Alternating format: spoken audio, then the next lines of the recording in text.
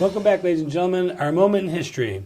Who were those responsible for provoking the Japanese into attacking Pearl Harbor? Maury?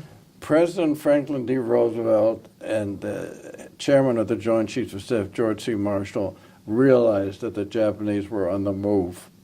They had made the axis of Germany, Italy, and Japan, three power axes. They knew that what they had their long-term objective that the Japanese would conquer the rest of the Pacific. So what happened was that they realized that the Japanese should be charged with starting a war against the United States. So early in the year of 1941, the United States cut off all oil shipments going into Japan. They also cut off all oil shipment of steel scrap. They really economically put the screws to Japan.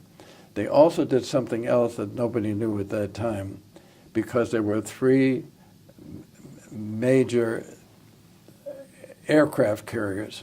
They were located at Pearl Harbor.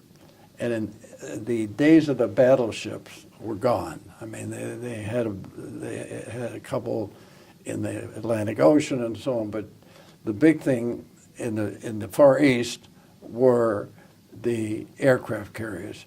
Very quietly, a week before Pearl Harbor, the aircraft carriers went out to sea. Nobody knew about it, including the Japanese. The Japanese chose to attack. In the meantime, they sent an ambassador by the name of Saburo Kurosu over to the United States to try to work out a deal. Now, I think the whole thing was just game playing all the way. But the point was that Roosevelt was desperately anxious to help the British Empire and to work with them, because he knew that sooner or later they were going to have a war in the Pacific as well as the war that was being fought in Europe. And so they decided, I'm not saying that they motivated and told the Japanese to do it, but there was a famous Japanese admiral who decided that by sinking the three aircraft carriers in Pearl Harbor, this would take the United States out of the picture as far as giving them any major opposition in the Pacific.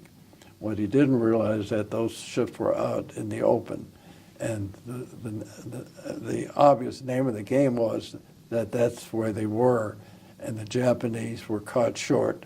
And yes, they did then take over the Philippines, and yes, they did take over the Dutch East Indies, but they didn't. We had our aircraft carriers. Without our aircraft carriers, Japan, I think, would have won that war in the Pacific. So I don't understand how the Japanese could not be aware that we had moved our aircraft carriers out of there. But they weren't. It could have been, sure, it could have been blown open, but it wasn't. There a lot of things happened during that time that was done behind the scenes.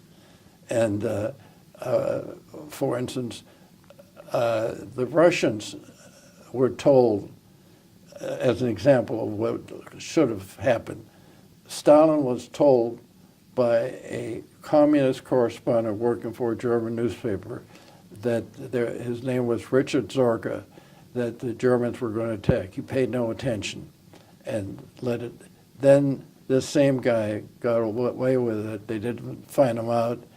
Then he found out that Pearl Harbor was going to be attacked, this Richard Zorga, and he sent that information to Stalin, and Stalin moved the whole Russian army on the Manchurian border on to Moscow, which kept the Germans from taking over and changed the whole situation. So there were a lot of games like that being played, and those two games happened to be beneficial to the Allies.